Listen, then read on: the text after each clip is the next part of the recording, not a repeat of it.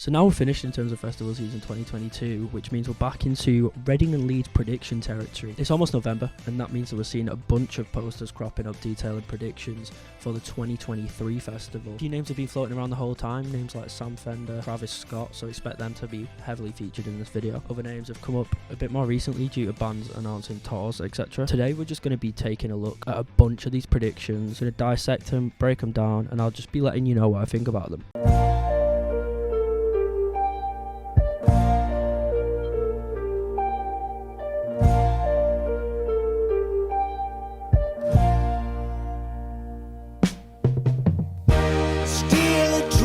Of body paint on your legs and on your arms and on your face. There's still a trace of body paint on your legs and on your arms and on your face.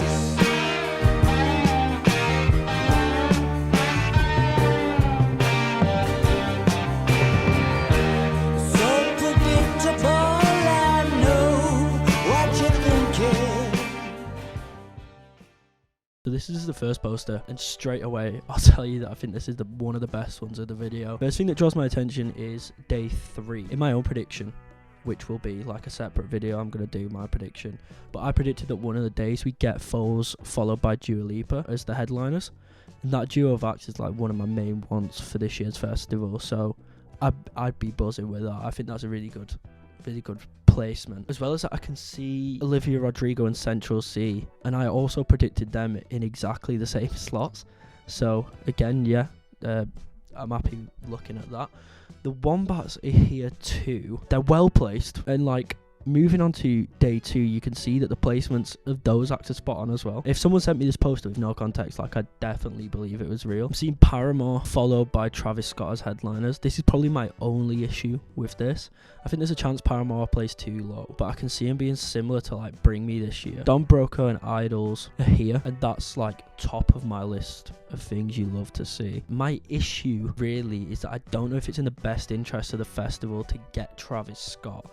It all comes down to the idea that they mentioned in the Woodstock documentary, which if you haven't seen it, it's great. But well, I mean, 2022 Leeds Fest, there were so many reports of like a bad atmosphere on the Sunday at both Reading and Leeds, and I think putting an act on like Travis Scott that's known to be quite aggressive isn't the best move if you want to keep things like calm and a bit low-key, especially coming after those reports from like 2022's edition of the festival. And after the Astroworld stuff last year, I personally just don't rate Travis. I don't think it's wrong to rate him or to be able to look past all that stuff. It's just not personally for me. I can't look past it. I think he's a bad egg. I think the placements are spot on again. I think there's a good mix of acts on that day. Slow Tie, Idols, Broco, Carti. Yeah, it's a pretty good mix. Everyone will be pleased with it, I suppose. Day 1 of this lineup that has me excited. This whole lineup feels very 2017, 2018 Leeds and Reading, which is sick. Although those lineups got slated at the time, they had acts that would simply just never get booked these days, like Eminem and 21 Pilots. Now, I'm not the biggest fan of either, but I love to see them both, especially on a day like that where you have Blossoms and Royal Blood on the bill. Royal Blood are the main issue with that day, actually. Probably that whole weekend, they're the most dodgy. They're the one that stand out to me as being a bit of a dodgy placement. In 2023, in this day and age, I just can't see them playing Reading and Leeds and not headlining. I think they're too big to not headline, but I also don't think, like, I definitely not give them the top spot, but they're like the perfect size to be one of your small headliners. All in all, like, this is a sick lineup and I love to see it. It's very reminiscent of the late 2010s, and for me that's a solid 8 out of 10.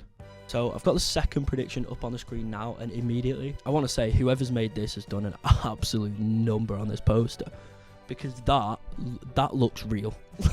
Like, the last one looked good, but I saw this on Twitter. I think the Randall Mill retweeted this, and I genuinely believed this was like an announcement for a minute. Like, I thought I'd missed the announcement. I was fuming, and then realised it's a really solid lineup too as well. Like, it's really convincing as a Leeds Fest lineup. There's one more name listed on the poster, but I have blurred it because in recent weeks, since this poster was created, it's become pretty clear that this artist isn't going to be involved to any capacity. First up, we'll talk about it, Billie Eilish and Skepta. Obvious prediction if you're going to go down the Billie Eilish route at this point, like that's pretty obvious one to make. At this point though, Skepta's an interesting one. It fits with the UK grime thing. that they've been doing for the past couple of years, like with Stormzy and Dave, I don't know if I'm not convinced they're going to carry on doing that. Like, they've already used their two biggest options. Like, Stormzy and Dave are done. I'd rather them not come back for a little bit. I think it's more likely we're going to get like an American rap name this year, like Travis Scott or a Kendrick Lamar maybe. Melvin, please give us Kendrick Lamar for 2023. I'd cry. I would cry my eyes out. I think that'd be so sick. Playboy Carti's here again. I reckon that's going to be like a reoccurring theme. Other names listed on that day, we've got Everything, who are quite fun. I saw them at work one night. Pendulum, they played this year, so maybe not, but good shout either way. Spectre were really great at Truck Fest. They're listed here. And Tom Grennan, I have no opinion of him. You can play if he wants. It's hardly the most offensive act in the world. Day 2, you've got The Weeknd and Sam Fender headlining. That makes a lot of sense to me, to be fair. I'm a big advocate for The Weeknd, and I'm a big advocate for Sam Fender not getting that top slot. Yeah, I'm happy with that. Under that, we've got The Prodigy supporting, maybe not, but Blossoms and Broco are in there as well, and that makes me very, very happy. Other names, you've got like Boston Manor, I can see on there, who are apparently really good according to Sam on Twitter. Neck Deep are getting pretty big right now, they're on there. And Sundara Karma, yeah, Sundara Karma, another one I saw recently, who, brilliant, fair play, why not? Day 3's huge here though. We're looking Muse and Doja Cat headline. I don't think either of those are bad predictions actually. Doja will be there, I reckon. I'm fairly certain she'll be there. Muse have been like a name that have been floating around for a while now. The whole time, like ever since 2022's festival ended, Muse have been speculated for 2023, so I'm pretty sure like they'll be there. Nothing But Thieves are there as well as Architects. I don't think Architects are placed well on there. I think they're a bit low. In fact, maybe for Reading and Leeds crowd they are fine. I think anywhere else they're placed too low, but Reading and Leeds, maybe that'd work. Bicep's an odd one on here because all of the predictions I'm seeing have Bicep placed either second to top or like one of the small names at the bottom. Also on the day, you've got Example, you've got Ian Dior, The Hunter, The Amazons, Young T and Bugsy. I think that's realistic for like the current state of the festival. I won't be surprised if we have a day that looks like this. All in all, I'm going to give this lineup a light to decent 7, based mainly on personal preference, but like presentation, that's a 10/10. Like that looks so cool. Now, this next one is stacked. This is probably like the most me prediction we'll see here. Once again, Dua Lipa closing the day. This time, instead of Foles, she's going to be joined by Kasabian. I love both of them, and I'd be buzzing if that were the case, although I'm not hearing either of those names flying around too much at the minute. There doesn't seem to be so much discussion about them, so I'm intrigued by that. As much as I'd be happy with Kasabian as well, I'd still rather have someone else, if I'm honest. Like, I've seen Kasabian a lot this year. This is the third time, 3 and 3, that we're seeing Don Broco on this prediction. I love Broco so much, and it's so great to see like everyone like unanimously kind of hoping for them. I don't know if you can see, but Nova Twins and Yard Act are also here. They're not for me personally, but I know a lot of people will be really drawn in by those two. On day 2, we have probably the most stacked festival day I've seen in a long time. My Chemical Romance and Paramore headline with a guest slot from Limp Bizkit. Deadly serious, if Limp Bizkit play Reading and Leeds, my life will be complete. What a band. On top of that, you've got Youngblood, who I do dislike a great deal, but to be fair, he puts on a decent live show. I'll give him it. He puts on a really decent live show. I'd be happy enough with him there, and the people that don't like him don't have to see him. 8 should be good to see, and I'd kill to have Wet Leg, although that's definitely too high of a slot for them. They should not be in that high of a position. Piri and Tommy and the Chats are also listed. If that happened, that'd be sick. Coming out of day 3, and in my opinion, it's a write-off. Travis Scott and Sam Fender are predicted. Skepta, Architects and Becky Hill are listed, which is fine if you're into them. My excitement here, if this was real, would be from Idols and Inhaler, but I'm not keen on that Sunday at all. In terms of realism though, everyone's placed well. I could see it happening. All in all, I'll give that poster a strong 8. This next prediction makes me genuinely angry. This might be the worst thing I have ever seen. This is flawed in every single way. Let's just start off with day 2, because this is a wind-up. Under no circumstance should Sam Fender be the top headliner at this festival. Especially like if you're going to put below him, if you're going to put Kendrick Lamar below him, lower down than Sam Fender. Tyler, the Creator, would go above Sam Fender. However, on this lineup, not only is he lower than Sam Fender, Two Door Cinema Club are above Tyler, the Creator on this poster. This is baffling. Like, it's even worse when you look at who the headliners are on, like, day 3. Jerry Cinnamon and Olivia Rodrigo. Like, Olivia Rodrigo, that's not that bad. I actually think that's kind of a shout, except for the fact that she's playing second fiddle to Jerry Cinnamon of all people. As well as that, they're both placed above The Weeknd. Literally one of the biggest artists on the planet, never plays in the UK, tours so rarely. I've just spotted Joe Weller on this lineup and AJR. You can tell someone don't know what they're talking about if they rate AJR. Day 1 makes the most sense, but even then, Cortina's opening the day. I don't like Cortina's, right?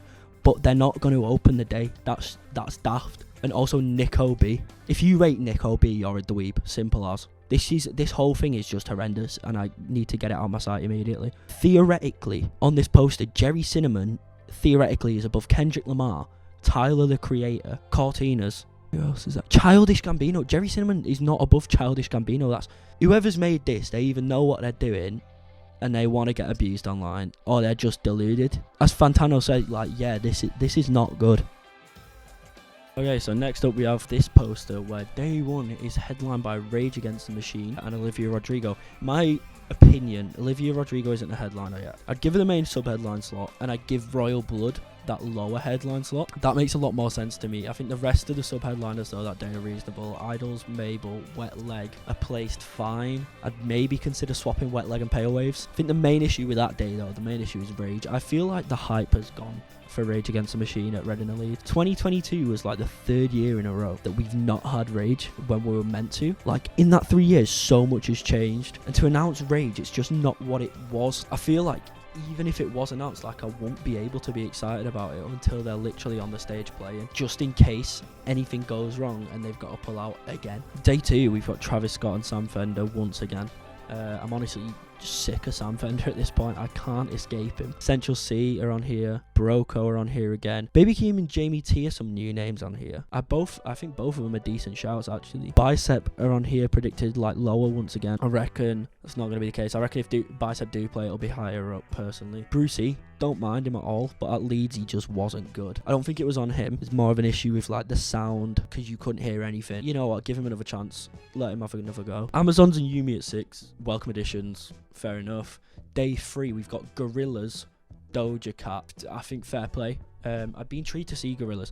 I know next to nothing about Gorillaz, so I think I'd definitely go and give them a watch actually, just out of like curiosity. I feel like they're one of them bands that you kind of have to see regardless of whether you're into it or not. I'm not sure if I've said this yet, but I would actually love to see Doja Cat. I think she's great. Declan McKenna on here is placed as that main sub-headliner, and I do rate Declan McKenna, don't get me wrong. No way I'd putting him that high. He's a midday act, is Declan McKenna. And if it were me, I'd have Declan on first, then H, and then Blossoms. KSI and Sports Team are listed on here. I think we'll see Sports Team, because they had a year off this year. So I think they'll be back next year. They've got a new album. I suppose with KSI, it depends what he's committing to this year. Whether he's going to commit to music again or have another year doing the boxing stuff. For me, that's a strong 5 to a light 6. I can't knock the choices at all, but they're just not for me, personally. The sub-headliners on there really outweigh the rest of the lineup.